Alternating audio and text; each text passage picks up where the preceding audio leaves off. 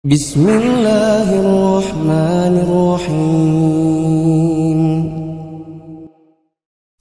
Ayo bawa harta ke surga. Dukung pembangunan sekolah Islam Mufid dengan donasi ke rekening atas nama Yayasan Muflih untuk Islam dan Dakwah. Bismillahirrahmanirrahim. Assalamualaikum warahmatullahi wabarakatuh. Alhamdulillahirabbil alamin, hamdan yuwafi ni'amahu wa yukafi mazidah kama yuhibbu rabbuna wa yarda. Asyhadu an la ilaha illallah wahdahu la syarikalah wa asyhadu anna Muhammadan abduhu wa rasuluhu la nabiyya ba'dah. Hadirin jamaah yang dirahmati Allah, kita bersyukur kepada Allah pada hari ini bisa kembali melanjutkan kajian ensiklopedi salat atau Salatul Mukmin jilid yang pertama setelah kita libur cukup lama di bulan Ramadan dan Syawal. Dan malam hari ini kita akan lanjutkan kembali pembahasan yang sudah berlalu, masih dalam bab besar, bab tentang sholat sunnah. Dan pembahasannya adalah tentang adab-adab qiyamul lail atau adab tahajud. Bersama Ustadz Azmi sudah berlalu sampai dengan poin ke-7, tapi saya simak dalam rekamannya. Waktu itu kehabisan waktu sehingga poin 7 ini baru bagian awalnya. Maka pada malam hari ini kita akan lanjutkan poin yang ke-7 di buku berbahasa Arab halaman 466, di buku bahasa Indonesia 477. Untuk menghemat waktu kita dengar pembaca membacakan Indonesianya. Yang lain silakan menyimak bahasa Indonesia atau bahasa Arabnya. Poin G, disunahkan membangunkan keluarga. Nabi SAW biasa mengerjakan sholat pada malam hari, dan jika mengerjakan sholat witir, beliau berkata kepada Aisyah radhiyallahu anha, Qumi fa'autiri ya Aisyah. Bangunlah wahai Aisyah, lalu kerjakanlah sholat witir. Juga berdasarkan hadis Abu Hurairah radhiyallahu anhu, Rasulullah SAW bersabda, Rahimallahu rajulan qama minal laili fasalla thumma ayqadha imra'atahu fasallat wa in abat nadaha fi wajhiha alma wa rahimallahu imra'atan qamat minal laili fasallat thumma ayqadhat zawjaha fasalla fa in aba nadahat fi wajhihil ma. Mudah-mudahan Allah akan memberi rahmat kepada seseorang yang bangun malam lalu mengerjakan sholat. Selanjutnya membangunkan istrinya sehingga dia sholat. Jika istrinya menolak, dia boleh memercikan air pada wajahnya. Mudah-mudahan Allah memberikan rahmat kepada seorang wanita yang bangun pada malam hari kemudian sholat, lalu membangunkan suaminya sehingga dia sholat. Jika suaminya itu menolak, dia boleh memercikan air pada wajahnya. Dari Abu Sa'id dan Abu Hurairah radhiyallahu anhuma, dari Nabi SAW beliau bersabda, Idza istaiqadha ar-rajulu minal laili wa aiqadha imra'atahu fasallaya rak'ataini kutiba minadh-dzakirina Allaha katsiran wadh-dzakirati. Jika seorang laki-laki bangun pada malam hari, lalu dia membangunkan istrinya, kemudian mereka berdua mengerjakan sholat 2 rakaat, keduanya akan dicatat termasuk orang-orang yang banyak berzikir kepada Allah, baik laki-laki maupun perempuan.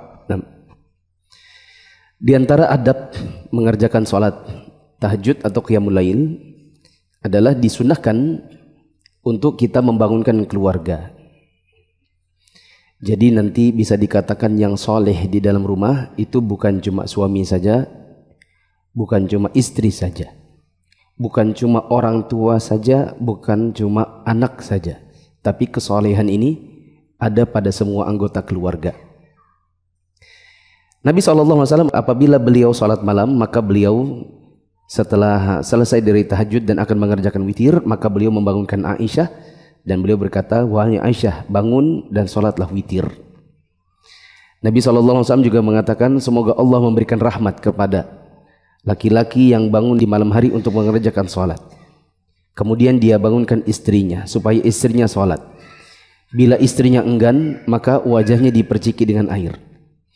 Begitu juga sebaliknya, semoga Allah merahmati seorang wanita yang apabila dia bangun untuk salat malam, kemudian dia bangunkan suaminya supaya suaminya sholat. Bila suaminya tidak ingin bangun, maka dia percikan wajahnya ke wajah suaminya dengan air, ya, dan untuk membuat suaminya bangun sholat. Di sini ada pelajaran,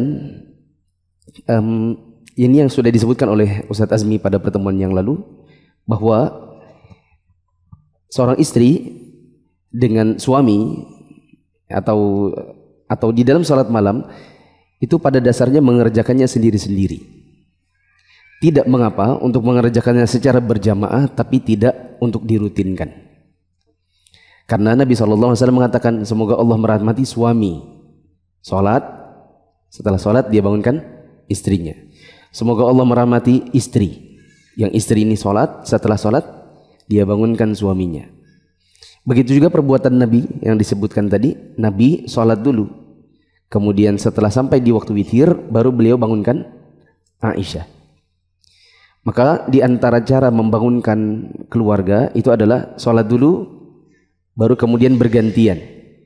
Kita sholat lalu istri yang sholat, sedangkan suami tidur kembali sampai jelang waktu subuh. Setelah itu istri yang sholat. Setelah istrinya sholat, istrinya bangunkan suaminya untuk suaminya pergi ke masjid sholat subuh. Begitu. Dan di sini tadi juga ada pelajaran mungkin di antara adab, ya, saat membangunkan keluarga bisa dengan diperciki air. Hanya saja ini mungkin kalau dipraktekkan di keluarga-keluarga kita di zaman sekarang, kalau suaminya diperciki air, bukan dia sholat, tapi pokoknya setelah itu berantem seharian. Bahkan saya pernah dapati ada seorang akhwat, ya, intinya seorang perempuan, saya minta tolong untuk suaminya dibangunkan karena ada sebuah keperluan. Dia bilang, maaf, ini kalau sudah suami tidur itu kita di rumah ndak ada yang bangunkan dia, karena kalau dibangunkan nanti dia marah, ya, apalagi diperciki air, itu mengundang perang dunia keempat dalam rumah, ya. Maka jemaah yang dirahmati Allah, kalau ingin memerciki air di wajah suami atau di wajah istri, mungkin ada baiknya janjian dulu, ya. Misalnya sebelum tidur bilang, saya nanti malam mau tahajud, nanti kalau malam mau saya bangunkan ya. Nanti kalau dibangunkan, kalau saya perciki air ya. Kalau misalnya nanti tidak mau bangun, seperti itu. Lanjut. Dari Ali bin Abi Thalib radhiyallahu anhu, bahwa Nabi SAW pada suatu malam pernah mengetuk pintunya, dan Fatimah binti Nabi SAW seraya bersabda, Tidakkah kalian sholat? Aku pun menjawab, wahai Rasulullah, sesungguhnya jiwa kami berada di tangan Allah. Jika dia berkehendak untuk membangunkan kami, pasti dia akan membangunkan kami. Rasulullah SAW pergi. Ketika aku katakan hal tersebut kepada beliau tanpa melontarkan sepatah kata pun kepadaku, kemudian aku mendengar beliau berbalik sambil memukul pahanya seraya berkata, wa kanal insanu aktsara syai'in jadala. Wa kanal insanu aktsara syai'in jadala.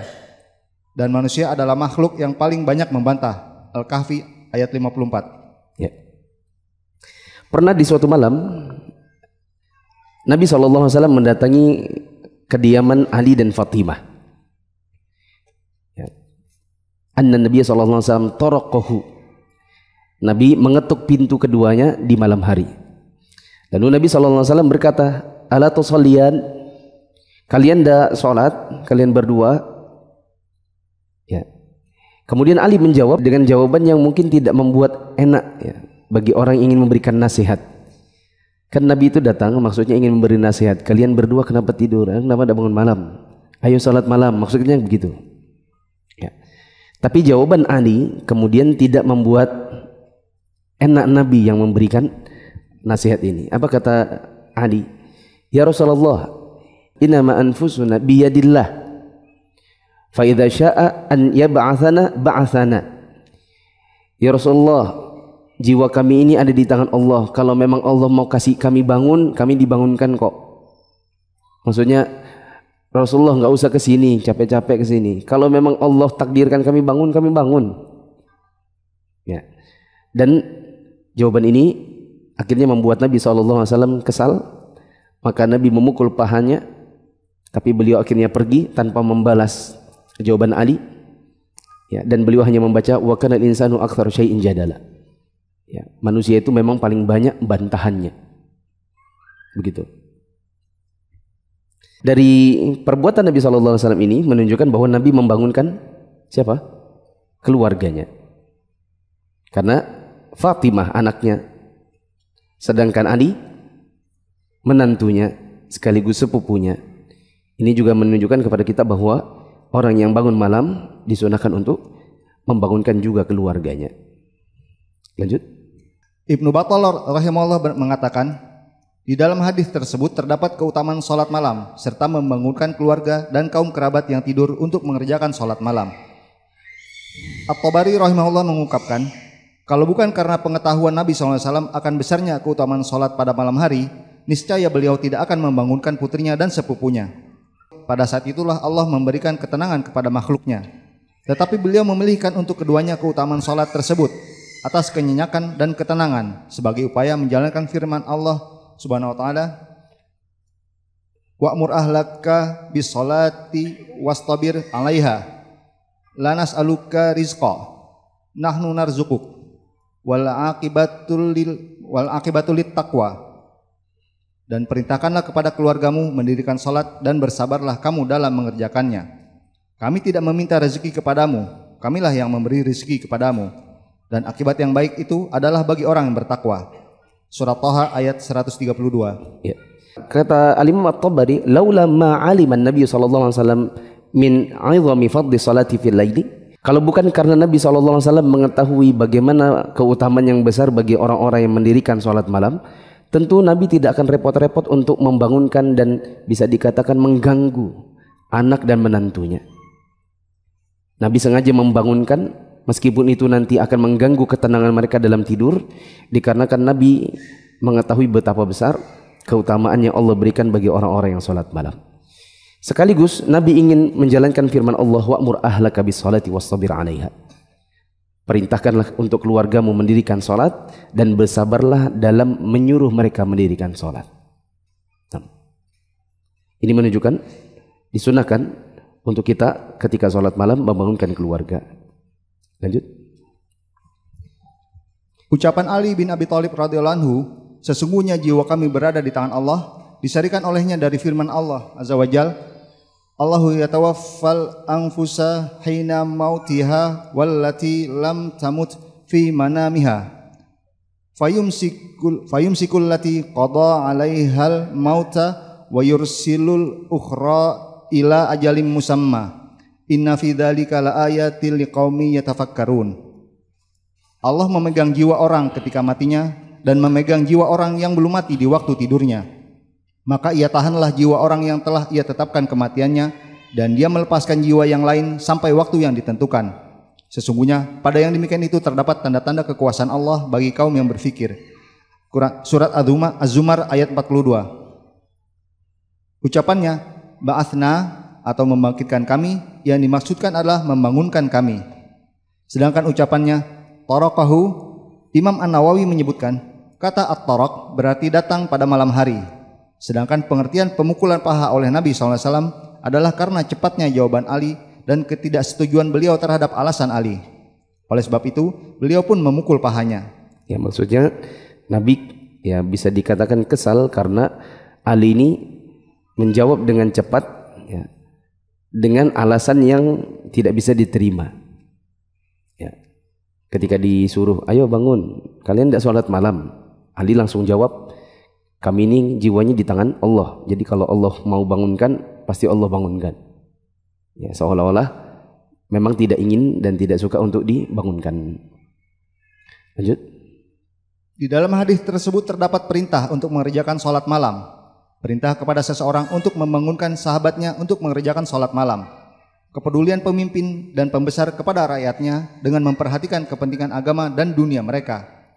Sudah semestinya bagi orang yang memberi nasihat, jika nasihatnya tidak diterima atau ditolak karena alasan yang tidak diterimanya, untuk menahan diri dan tidak berlaku kasar, kecuali untuk kemaslahatan tertentu. Ya. Ini ada tambahan pelajaran.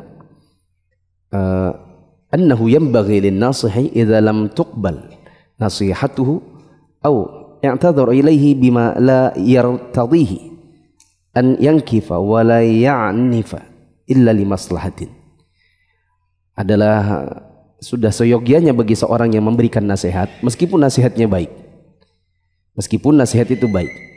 Bila nasihat itu ternyata tidak diterima atau ada suatu uzur untuk orang tersebut menolak nasihat, maka hendaklah dia menjaga dirinya, menahan untuk tidak mengeluarkan amarah ya, karena nasihatnya tidak diterima, kecuali bila memang ada suatu maslahat. Seperti misalnya orang tua nasihati anak, anak membantah, maka kadang-kadang orang tua marah. Tapi misalnya kita bergaul dalam sebuah circle pertemanan, kemudian teman kita ini misalnya ada sebuah kesalahan dan kita ingin nasihati dia. Setelah kita nasihati, meskipun kita sudah tahu cara kita nasihat itu sudah bagus, sembunyi-sembunyi, nasihatnya cuma berduaan, kalimatnya bagus, tempat waktunya sudah tepat, kalimatnya juga tidak memaksa ya, tapi ternyata ditolak ya, padahal nasihat kita ini sebenarnya sudah bagus ya, maka hendaklah kita jaga agar jangan sampai keluar rasa amarah lantaran semata-mata nasihat kita ditolak. Karena memang kadang-kadang nasihat itu tidak bisa 1 kali 2 kali, kadang nasihat itu butuh berkali-kali. Lanjut. Dari Ummu Salamah radhiyallahu anha, istri Nabi SAW, dia bercerita, Rasulullah SAW pernah bangun pada suatu malam dalam keadaan terkejut seraya berkata, Subhanallahi, mada anzalallahu minal khazain wa mada unzila minal fitan man yuqidu sawahibal hujurat yuridu azwajah likai yusallin rubba kasyatin fit dunya ariyatin fil akhirah. Maha suci Allah, apa yang telah diturunkan Allah dari perbendaharaan. Coba, apa yang telah diturunkan? Siapa yang membangunkan semua yang berada di kamar? Yang beliau maksudkan adalah istri-istri beliau, supaya mereka mengerjakan sholat. Berapa banyak wanita yang berpakaian di dunia tetapi telanjang di akhirat. Dalam sebuah lafaz disebutkan, mada unzilal lailah, apa yang telah diturunkan pada malam ini? Al-Hafidz Ibnu Hajar rahimahullah mengatakan, di dalam hadis tersebut terdapat anjuran untuk mengerjakan salat malam dan tidak bersifat wajib, yakni orang yang meninggalkannya tidak akan mendapat hukuman.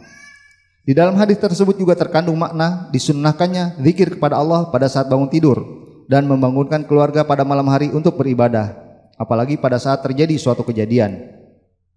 Ibnu Al-Athir rahimahullah mengungkapkan, berapa banyak wanita yang berpakaian di dunia tetapi telanjang di akhirat kelak, merupakan kinayah atau kiasan atas apa yang dipersembahkan manusia kepada dirinya sendiri dari amal soleh.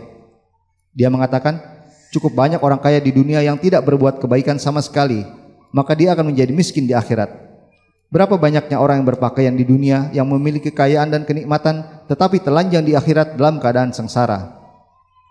Dari Abdullah bin Umar radhiyallahu anhu, ayahnya Umar bin Khattab pernah mengerjakan salat pada malam hari sesuai kehendak Allah, sehingga apabila akhir malam telah tiba, dia membangunkan keluarganya untuk mengerjakan salat. Dia mengatakan kepada mereka, salat, salat. Kemudian dia membaca ayat berikut ini, wa'mur ahlaka bis salati wastabir 'alaiha la nas'aluka rizqa nahnu narzuquk wal aqibati lit taqwa.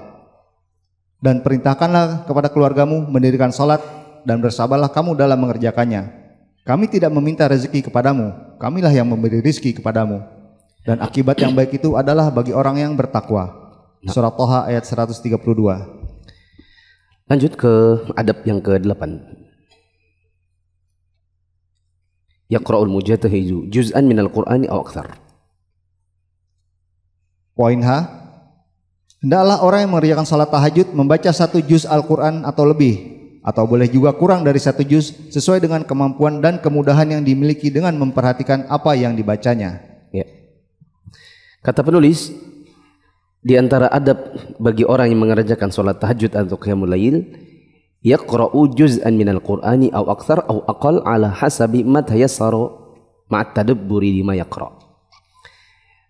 Disunahkan untuk membaca selama satu kali pelaksanaan sholat tahajud ini sebanyak 1 juz. Bila lebih bagus maka lebih baik. Tapi bila pun tidak sampai, misalnya karena keterbatasan hafalan, atau dia sudah menggunakan mushaf tapi ketika dia menggunakan mushaf juga bacaannya belum begitu lancar, sehingga akhirnya dia bisa membaca sebatas yang dia mampu, maka ini juga tidak mengapa.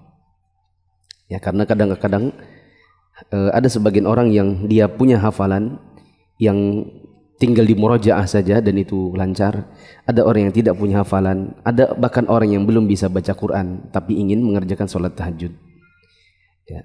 Apa prinsipnya? Sering kita ajarkan, kebaikan kalau tidak bisa dikerjakan semua, jangan ditinggalkan semua. Apa bahasa Arabnya? Apa bahasa Arabnya?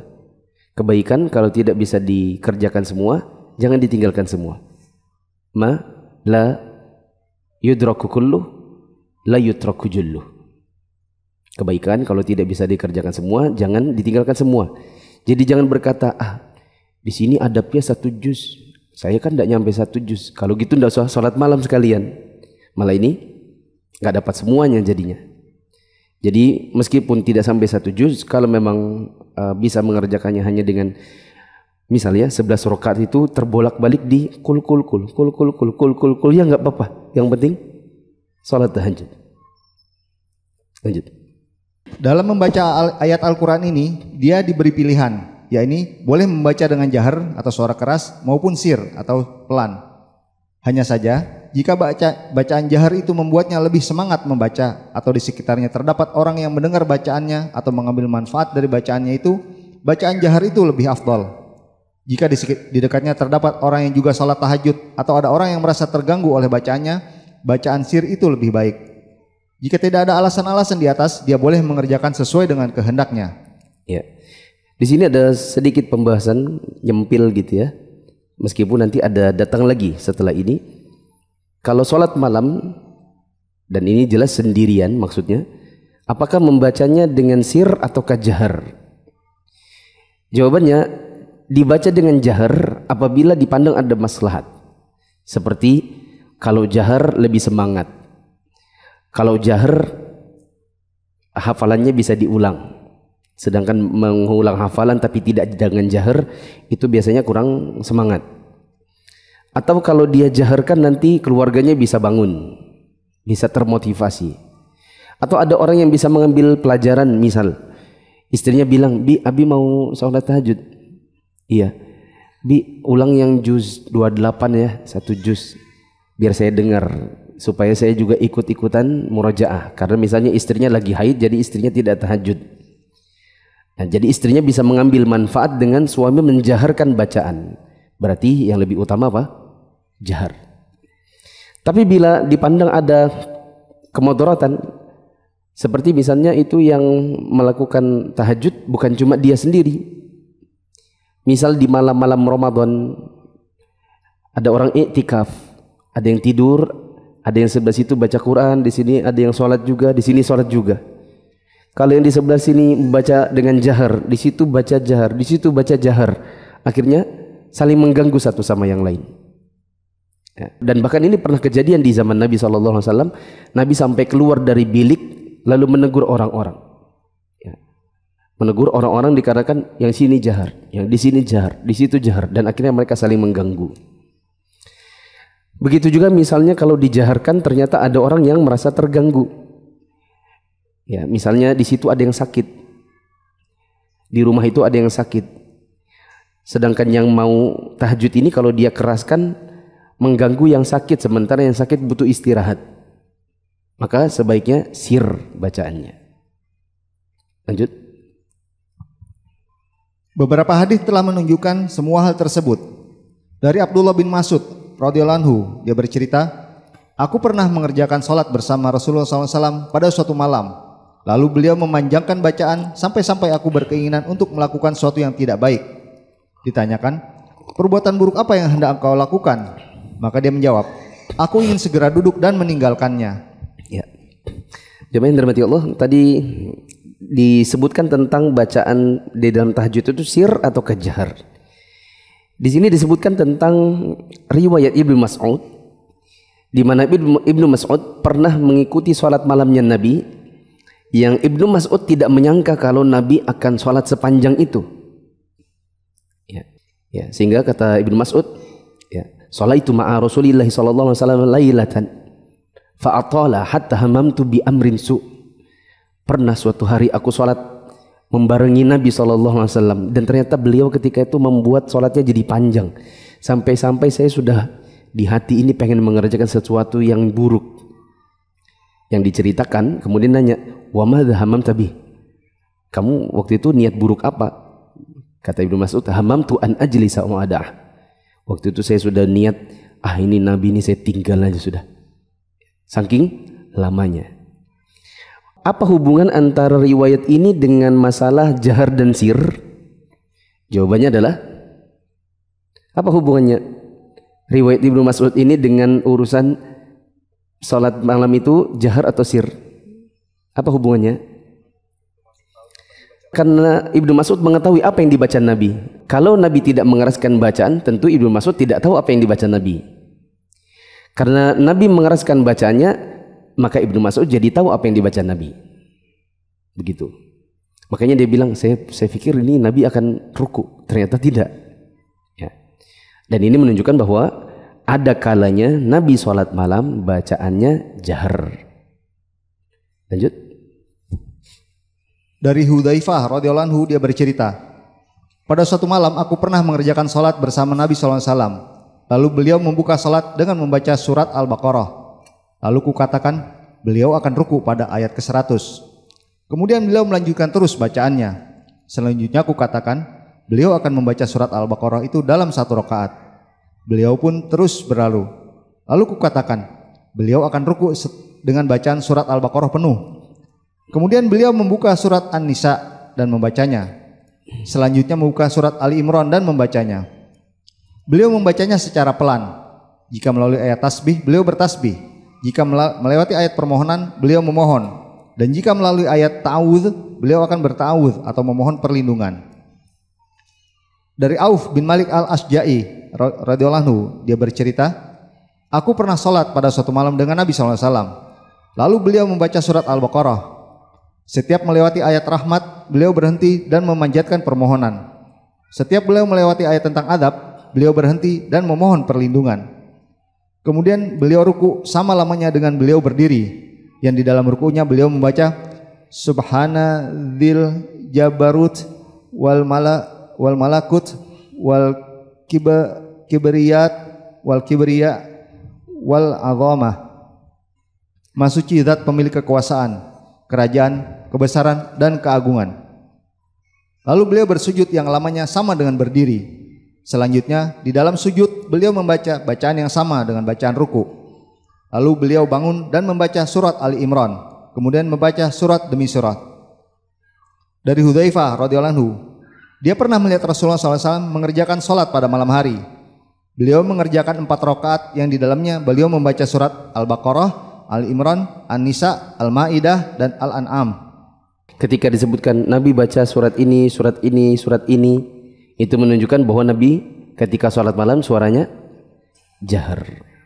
Lanjut.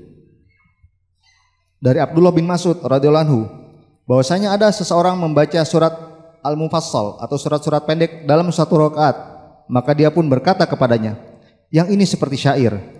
Aku mengetahui surah-surah yang Rasulullah SAW baca secara bersambung. Lalu beliau menyebutkan 20 dari surat Al-Mufassal, 2 surah dari Ha-Mim pada setiap rakaat. Dalam sebuah lafaz disebutkan, Nabi SAW membaca surah-surah tersebut 2 surah pada setiap rakaat. Dia mengatakan 20 surah dari awal surah Al-Mufassal berdasarkan susunan Ibnu Mas'ud yang terakhir. Di antaranya adalah dari Al-Hawamim, Ha-Mim atau surat Ad-Dukhan, dan Amma Yatasa'alun atau surat An-Naba. Dalam lafaz Muslim disebutkan 20 surah dalam 10 rakaat dari surah Al-Mufassal berdasarkan susunan Abdullah. Masih menurut lafaz Muslim, yang ini seperti syair. Sesungguhnya ada beberapa orang yang membaca Al-Quran yang tidak melampaui tulang selangkah mereka. Tetapi jika terpikat di dalam hati, dapat tertanam di dalamnya manfaat. Sesungguhnya sebaik-baik salat adalah ruku dan sujud. Sesungguhnya aku mengetahui pandangan-pandangan yang Rasulullah SAW menyertakan di antara pandangan-pandangan tersebut. Dari Aisyah radhiyallahu anha dia bercerita, Rasulullah SAW pernah membaca satu ayat dari Al-Quran pada satu malam. Dari Abu Dzar radhiyallahu anhu dia bercerita, Nabi SAW pernah membaca satu ayat secara berulang-ulang sampai pagi. Ayat itu adalah in tu'adzibahum fa innahum ibaduk wa in taghfir lahum fa innaka antal azizul hakim. Jika engkau menyiksa mereka, maka sesungguhnya mereka adalah hamba-hamba engkau, dan jika engkau mengampuni mereka, sesungguhnya engkaulah yang maha perkasa lagi maha bijaksana. Surah Al-Maidah ayat 118. Itu menunjukkan beragamnya bacaan di dalam salat malam sesuai yang dimudahkan oleh Allah bagi hambanya, juga sesuai dengan keadaan dan kekuatan iman. Adapun bacaan secara jahar dan sir pada Qiyamul Lail telah diriwayatkan dari Aisyah radhiyallahu anha. Dia pernah ditanya tentang bacaan Nabi SAW pada malam hari, apakah dijaharkan atau disirkan? Ya, ini sebenarnya ada masalah yang spesifik dibahas di sini ya. Amal jahar bil qiraah wal israr biha fi qiyamil lail. Masalah tentang di dalam salat malam apakah bacaannya jahar atau kasir? Ya, harusnya dibahasnya baru di sini. Tadi sudah disebut di paragraf awal. Apa jawaban Aisyah? Aisyah menjawab, semuanya pernah dilakukan oleh beliau. Terkadang beliau menjaharkan bacaan dan terkadang juga mensirkan. Ya, ini menunjukkan bahwa salat malam ada kalanya jahar, ada kalanya sir, dan tadi sudah disebutkan kapan jahar, kapan sir. Jahar itu apabila dirasa ada manfaat, seperti lebih semangat, lebih bisa membantu mengulang hafalan, ada yang bisa mendengarkan bacaan dan mengambil manfaat dari mendengarkannya, ada yang terbangun dan jadi semangat untuk mengerjakannya. Kapan disirkan? Jawabannya bila dirasa ada mudarat, seperti ada orang terganggu, ada yang terganggu, atau di tempat yang sama ada orang yang juga sama-sama tahajud. Lanjut. Dari Abu Qatadah radhiyallahu anhu, Nabi SAW pernah bersabda kepada Abu Bakar, wahai Abu Bakar, aku pernah berjalan melewatimu sedang engkau tengah mengerjakan sholat dengan memelankan suaramu. Abu Bakar menjawab, aku telah memperdengarkan kepada zat yang aku bermunajat kepadanya, wahai Rasulullah. Beliau bersabda, tinggikan sedikit suaramu. Beliau juga berkata, aku pernah berjalan melewatimu sedang engkau tengah menunaikan salat dengan meninggikan suara. Beliau juga berkata,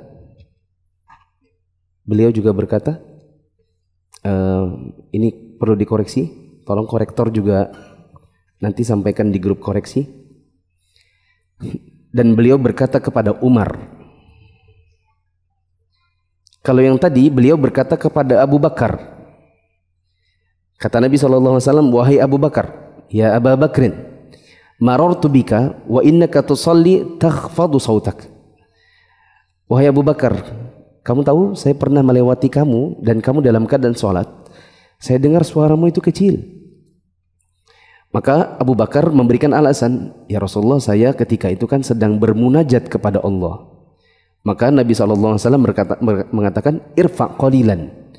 Oke, tapi jangan terlalu kecil, angkat sedikit suaranya. Itu kepada siapa? Abu Bakar. Dan Nabi berkata kepada Umar yang sebaliknya. Apa kata Nabi kepada Umar? Aku pernah berjalan melewatimu sedang engkau tengah menunaikan salat dengan meninggikan suara. Ya, ini sebaliknya. Nabi bilang, marartu bika wa anta tusalli rafi'an sautak. Umar, kamu tahu saya pernah melewati kamu dalam keadaan sholat malam dan saya dengar suaramu itu keras. Apa jawabannya Umar? Abu Bakar. Abu Bakar. Nah, ya di situ salahnya. Saya juga tadi baru ini saya sadar. Oh, ini kesalahan karena di sini Umar. Di sini waqala li Umar. Jadi ini ada dua orang di tempat yang berbeda ya. Di situ Abu Bakar. Ya berarti nanti diganti. Teman-teman yang dapat di situ Abu Bakar, maka itu dikoreksi. Yang kedua ini Nabi berkata kepada siapa? Umar. Apa jawabannya Umar? Umar berkata, "Wahai Rasulullah, aku membangunkan orang-orang yang tidur dan mengusir syaitan." Beliau bersabda, "Rendahkan sedikit." Ya. Kalau kata Umar, oh kalau saya memang saya sengaja keras ya Rasulullah supaya orang-orang itu terbangun dan untuk mengusir syaitan. Ya, padahal Umar ini tidak perlu mengangkat suara. Kata Nabi apa? Syaitan kalau ketemu Umar di jalan, dia ambil jalan yang lain. Ya. Maka ketika mendengarkan jawabannya Umar, Nabi mengatakan ikhfat qalilan, tapi jangan terlalu keras, rendahkan sedikit suaranya. Begitu. Jadi bisa juga dikatakan kalau kita sholat malam suaranya jangan terlalu keras-keras, tapi juga tidak meneng itu apa? Sunyi, diem. Ya, tapi suaranya diangkat sedikit. Yang bisa didengar dengan telinga kita, yang mungkin bisa didengar dengan orang-orang yang di dekat kita. Tapi juga jangan terlalu keras-keras, misalnya supaya tetangga sebelah rumah dengar. Ya, khawatir tetangga sebelah rumah tidak berkenan karena kita tidak tahu. Mungkin di dalam situ ada orang sedang sakit, lagi sakit gigi. Ya, pengennya tidur dengan tenang karena semalaman tidak bisa tidur. Ya, sehingga tidak perlu sampai terdengar tetangga sebelah rumah. Cukup yang ada di dalam rumah atau di dalam kamar. Lanjut. Dari Aisyah radhiyallahu anha, Nabi SAW pernah mendengar seseorang yang membaca surah Al-Quran pada malam hari. Beliau pun bersabda, "Irhamuhullahu laqad adzkarni kada wa kada. Ayatan kuntu asqattuha min surati kada wa kada." Mudah-mudahan Allah melimpahkan rahmat kepadanya. Dia telah mengingatkan diriku ini dan itu. Sebuah ayat yang aku gugurkan dari surah ini dan itu.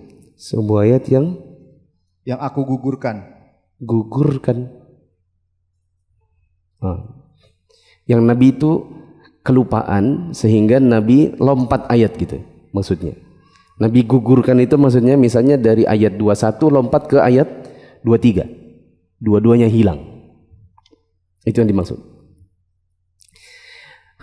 Disebutkan di sini riwayat Aisyah, anna Nabi sallallahu alaihi wasallam sami'a rajulan yaqra' minal laili. Ada seorang laki-laki yang Nabi dengar dia salat malam dan dia memperdengarkan bacaannya, dikeraskan atau dijaharkan. Maka Nabi SAW kemudian mengatakan semoga Allah merahmati laki-laki ini karena dengan dia memperdengarkan bacaannya dia mengingatkanku bacaan yang aku ayatnya itu lompat dari ini ke ini. Yang saya gugurkan kalau membaca surat ini atau surat itu. Ayatnya itu ada yang Nabi terlupakan. Berkenan dengan babnya, ini menunjukkan bahwa sholat malam kadang-kadang bisa jahar. Karena Nabi SAW mendapatkan manfaat dengan orang ini menjaharkan bacaannya. Lanjut. Dalam sebuah lafaz disebutkan, Nabi SAW pernah mendengar bacaan seseorang di masjid. Lalu beliau bersabda, "Rahimahullahu laqad adzkarni ayatan kuntu an unsituha." Mudah-mudahan Allah memberi rahmat kepadanya. Sesungguhnya dia telah mengingatkan diriku sebuah ayat yang aku lupakan. Ya. Ini juga riwayat yang mungkin kurang lebih sama.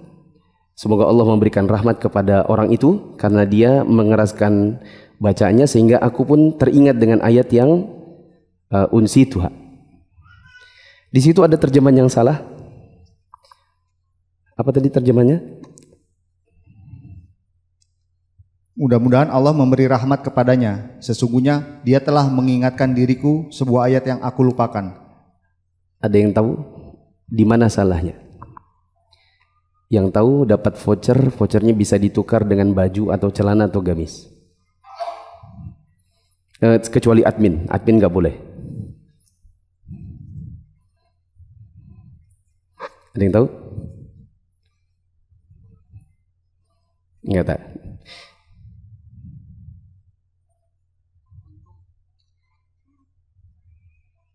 Salah. Sudah cukup. Ya. Salahnya adalah pada kata-kata ayat yang aku lupakan. Nabi SAW justru melarang orang mengatakan saya lupa ayat. Yang boleh adalah saya dilupakan. Kata Nabi SAW, la yaqul ahadukum nasitu ayata kadza wa kadza lakinnahu nussiya. Tidak boleh seseorang dari kalian mengatakan aku lupa ayat anu dan anu. Kalau seandainya dia lupa, maka dia katakan saya dilupakan, supaya menunjukkan bahwa dia bukan orang yang tipikal sengaja membuat ayat itu lalai dia lalu kemudian hilang dan lupa, tetapi dia dilupakan oleh syaitan.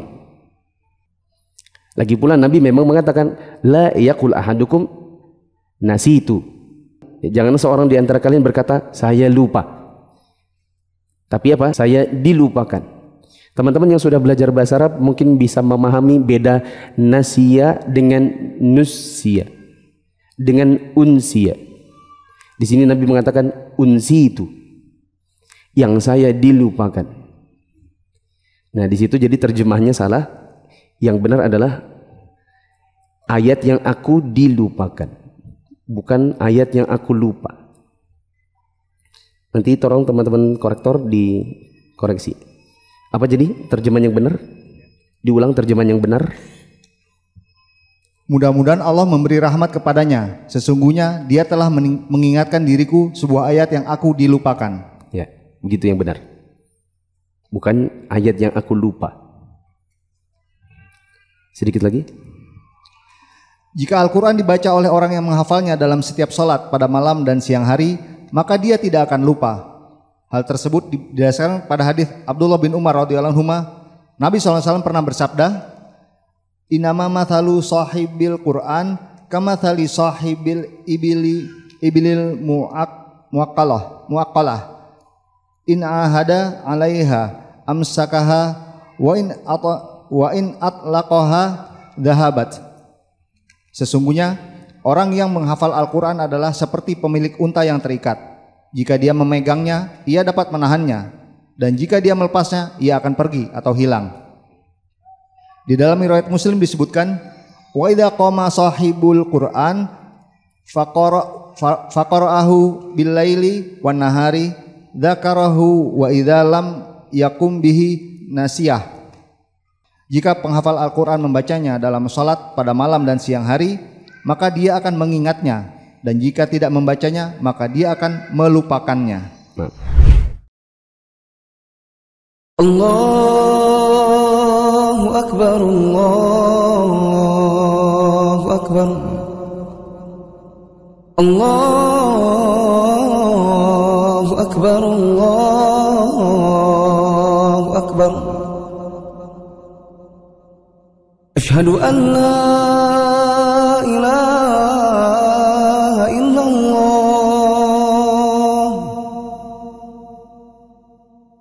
Asyhadu an la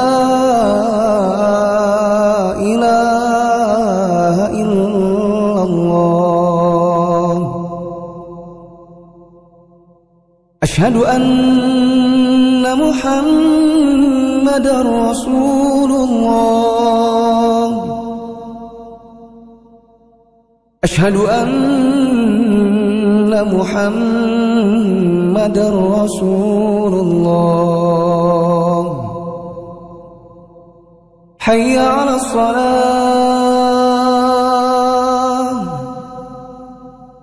Hayya 'alas salah. Hayya 'alal falah. Hayya 'alal falah. Allahu Akbar, Allahu Akbar. La ilaha illallah.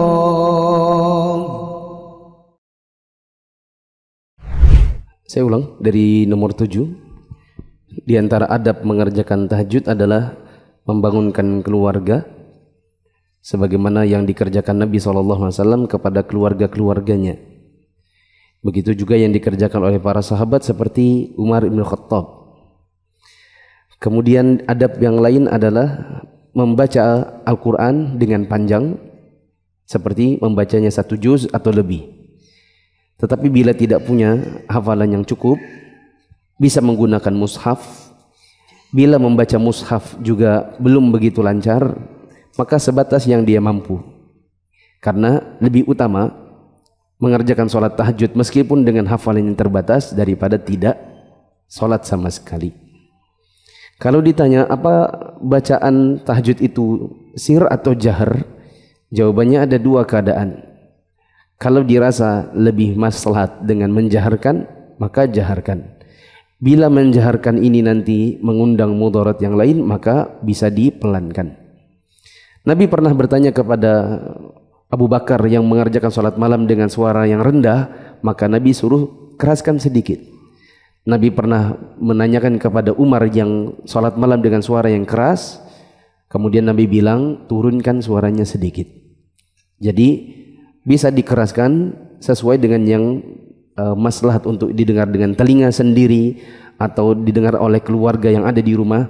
Tapi saya kira kalau di zaman sekarang tidak perlu sampai keras-keras hingga membangunkan tetangga di sebelah rumah, apalagi bisa jadi nanti ada mudarat yang lain seperti merasa terganggu, apalagi kalau misalnya ada orang sakit. Kemudian adab yang lain adalah apa adabnya? Oh, habis ya? 7, 8, baru 2 poin, kita tambah 1 lagi supaya dapat ganjil. Di nomor 9. Poin I, diperbolehkan mengerjakan sholat tatawu dengan berjamaah pada qiyamul lail. Boleh dikasih catatan di situ, kadang-kadang, tidak rutin. Jawazu tatawwu'i jama'atan ahyanan. Oh, sudah ada ahyanan ya. Di situ diterjemahkan apa tadi? Diperbolehkan mengerjakan sholat tatawu dengan berjamaah pada qiyamul lail. Sudah, gitu aja. Oh, berarti terjemahnya memang kurang. Karena di sini ada kata ahyanan, sesekali, kadang-kadang. Kalau di situ kan tidak ada. Ya atau tidak? Tidak ada keterangannya ya. Berarti memang kurang terjemahannya. Diperbolehkan mengerjakan sholat tatawu atau sholat tahajud secara berjamaah sesekali. Sesekali.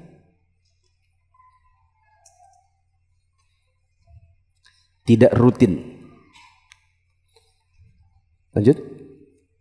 Nabi SAW pernah mengerjakan sholat malam dengan berjamaah dan pernah juga sendirian. Tetapi mayoritas sholat sunnah dikerjakan sendiri-sendiri. Ya. Nabi SAW pernah diriwayatkan beliau sholat tahajud berjamaah. Pernah juga Nabi SAW sholat tahajud sendiri. Tapi kalau ditanya mana yang lebih banyak dikerjakan Nabi, jawabannya yang dikerjakan lebih banyak sendiri. Kalaupun ada jamaah, itu jamaah yang insidental. Misalnya Nabi sholat malam itu sendiri, kemudian dilihat oleh sahabat yang lain, maka yang lain mengikuti. Nabi pernah sholat sendiri, ya. Nabi sholat sendiri, kemudian datang Jabbar, ikut jamaah. Kemudian datang Jabir, atau Jabir duluan lalu Jabbar. Nabi pernah sholat malam, lalu ada Ibnu Mas'ud. Nabi pernah sholat malam, lalu ada Ibnu Abbas. Nabi pernah sholat malam, lalu ada Anas bin Malik. Teman-teman sudah pernah mendengar kalau ikut kajian yang di jilid 2, Nabi SAW sholat sendirian, lalu ada sahabat yang berdiri di samping kiri. Harusnya kalau laki-laki sendirian di mana? Samping kanan. Diapain sama Nabi? Ditarik kupingnya, lalu dipindahin ke kanan. Nah itu kan Nabi sholatnya sendiri. Ada yang datang baru akhirnya jadi jamaah. Maka jamaahnya Nabi di dalam sholat tahajud itu bukan sesuatu yang jadi rutinitas atau diatur secara terus-menerus. Itu kejadian insidental saja. Lebih banyak Nabi mengerjakan sendirian. Dipercepat. Beliau pernah sholat dengan Hudzaifah sekali, Ibnu Abbas sekali, juga pernah bersama Anas, ibunya dan anak yatim sekali, dengan Ibnu Mas'ud sekali, dan dengan Auf bin Malik juga sekali. Juga pernah sholat dengan Anas dan ibunya, juga Ummu Haram, bibi Anas sekali juga. Beliau juga pernah sholat dengan Ataban bin Malik dan Abu Bakar sekali. Beliau juga pernah mengimami para sahabatnya di rumah Utsman sekali. Namun hal itu tidak dikategorikan sebagai sunnah rawatib. Hal tersebut jika dilakukan jarang-jarang tidak apa-apa, kecuali sholat tarawih, karena jamaah dalam sholat ini sunnah selamanya. Ya, untuk salat tarawih jelas disunahkan untuk berjamaah. Alhamdulillahirabbil alamin, selesai. Ada dapat 3 poin. Ada pertanyaan? Tidak ada. Demikian, subhanakallahumma wa bihamdika asyhadu an la ilaha illa anta astaghfiruka wa atubu ilaik. Wassalamualaikum warahmatullahi wabarakatuh.